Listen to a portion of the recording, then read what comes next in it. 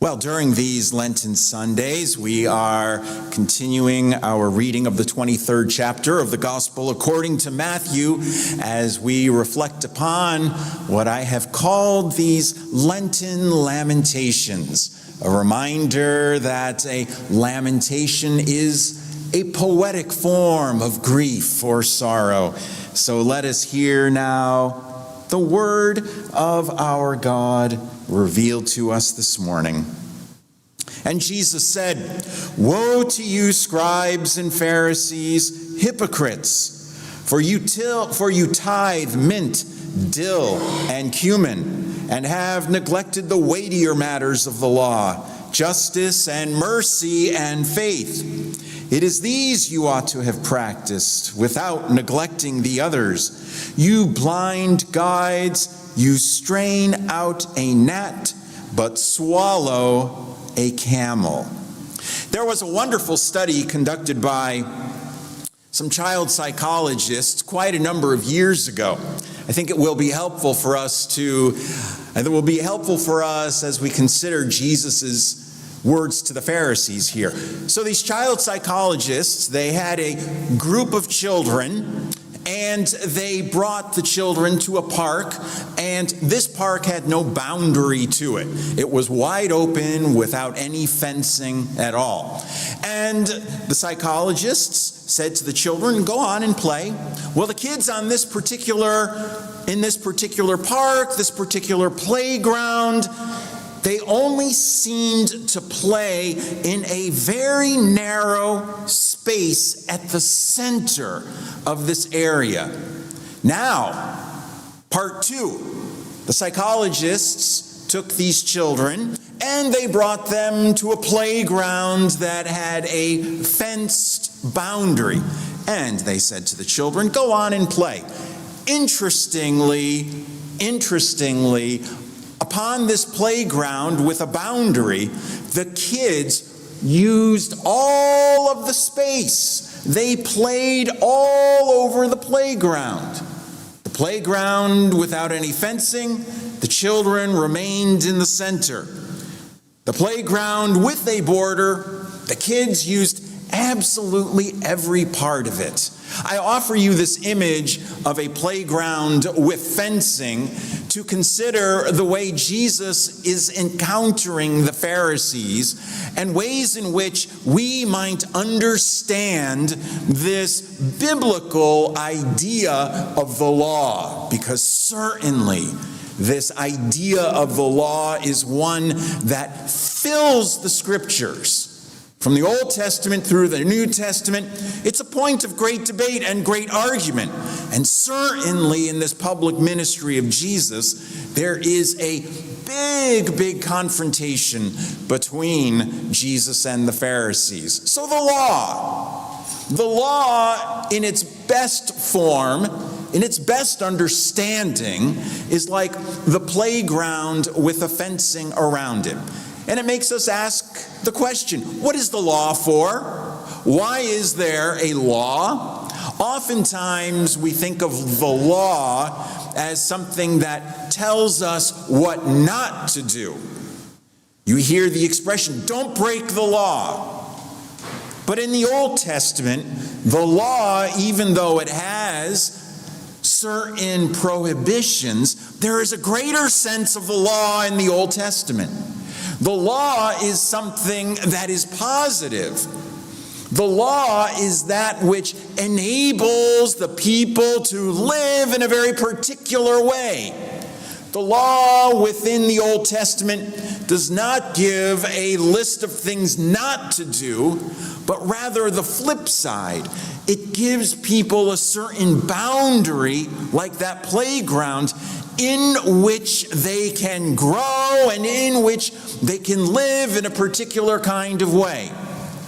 Now, in the Old Testament, when God delivers the law to Moses for the people of Israel, is it to oppress the people? No. The law, and here's where in the Old Testament it's very important, law, Torah, has an alternate meaning, which is teaching.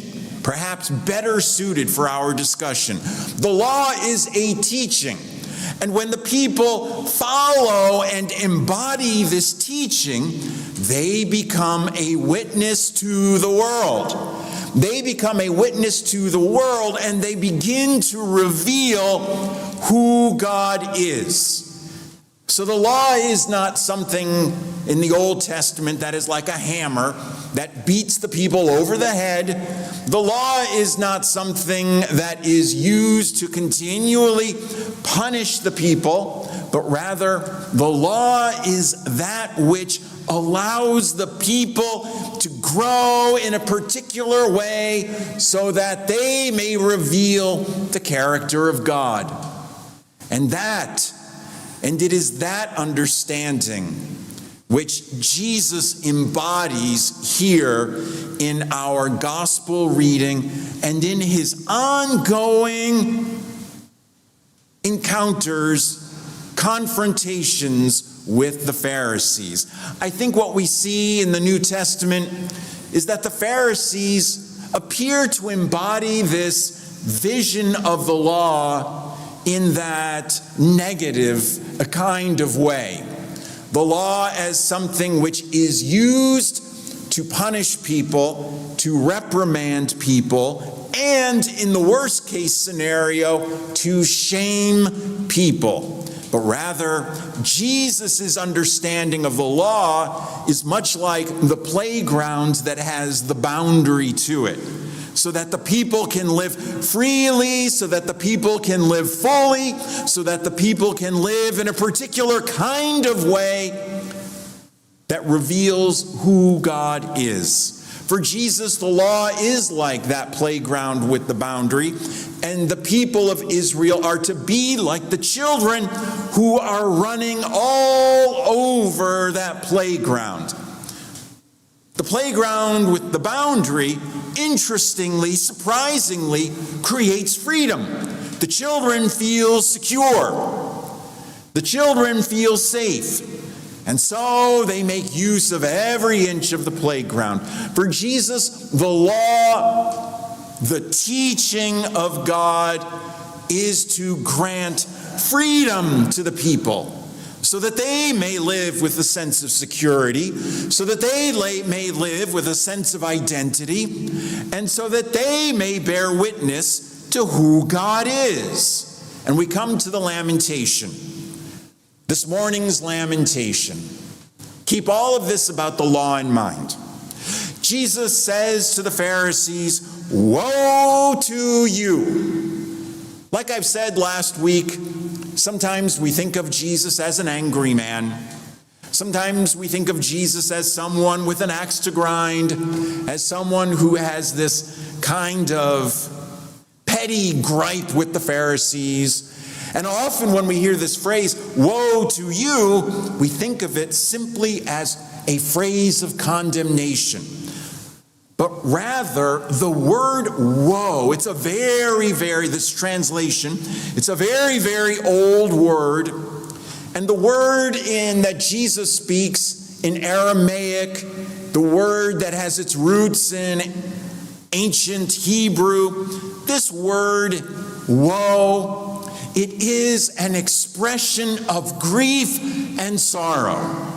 And that is why I have said that Jesus is really not an angry man. He is not one who is bitter, but rather he is one who has deep grief within him. And he expresses his grief emphatically, passionately. And here we see the first time that we will encounter the phrase, "Woe to you." Jesus is saying, there will be sorrow here. I am feeling sorrow because of you. And you too will feel sorrow. It's an expression of grief. And he is saying, "Woe to you, Pharisees, you hypocrites." And why is Jesus grieving? Why is he so moved to lament this situation? Because he sees the Pharisees with a misunderstanding of the law, which causes great pain and great shame upon the people who are judged. And Jesus says to the Pharisees, you like to focus on herbs and spices. You want to be out there weighing herbs and spices, the mint, the dill, the cumin. You want the people to bring their spices and you want to measure them exactly upon a scale so that you can collect money from the people. Jesus is saying, this is how you are thinking of the law? This is how you are thinking of the teaching of God? For the Pharisees, you can see the way they are approaching this is that it causes a restriction. It is almost, and in many instances, punishment. If the people do not pay the right amount for the cumin, if they do not tithe the right amount because of the bag of cumin that they have, or the amount of mint, or the amount of dill, if the people do not pay the correct tithe, they will be punished. For the Pharisees, this is what the law is for. It's a means of control. It's a means of restriction. And truly, it becomes a means to shame those who cannot keep all of its specificities. So Jesus says, woe to you, I am grieving. I am grieving because of your interpretation of the teaching of God. And what does Jesus say then? How does he counter it? This beautiful phrase, you have neglected the weightier matters of the law. You have neglected the substance of the law, the teaching, the substance of this teaching of God. And what does he say? The weightier matters of the law are to practice justice and mercy and faith. So instead of the Pharisees' means of restricting the people, Jesus sees the weightier matters of the law as opening the people up to live in a particular way, to live with a sense of fairness, to live with a sense of mercy, to live with a sense of faithfulness and hope in God. This is what is at the core of this teaching of God. It's not a restriction upon the people, but it's a style of living. It's a style of living into which we grow.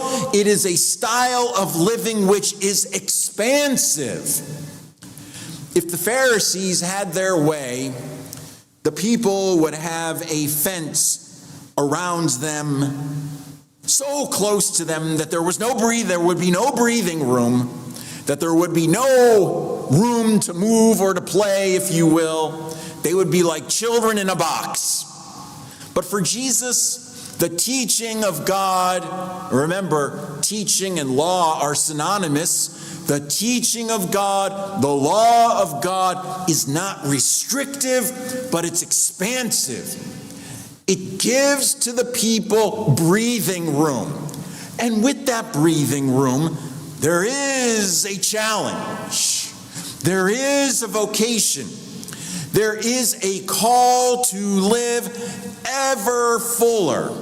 The weightier matters of the law are that which give life not only to the individual, but to the community and to the society. Think about it. When you practice the weightier matters of the law, fairness, mercy, faithfulness, that has a tremendous, tremendous impact upon the world around you, within the community of which you are a part, what to speak of your very own heart and your very own soul. So Jesus is grieving. Woe to you, O Pharisees.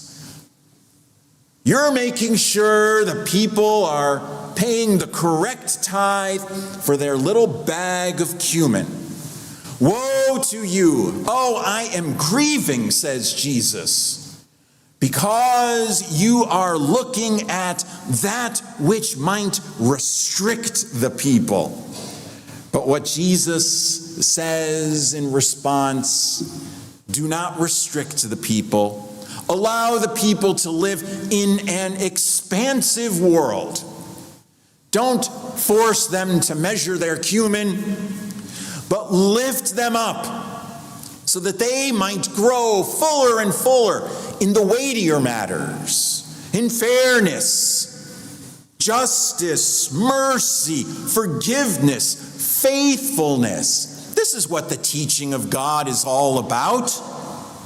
We are transformed by this teaching, and as we live in this ever-expansive way, we are bearing witness to the ways of God in the world. We are bearing witness, first and foremost, to the character of God. We are bearing witness to God's desire for the world. And we are bearing witness to the ways in which God enters and intervenes in this world. That is what the law or the teaching of God is all about. It's expansive. It's like the playground with the border that allows the children to feel secure, that allows the children to enjoy this freedom, to run, to explore, to experience new things on the playground.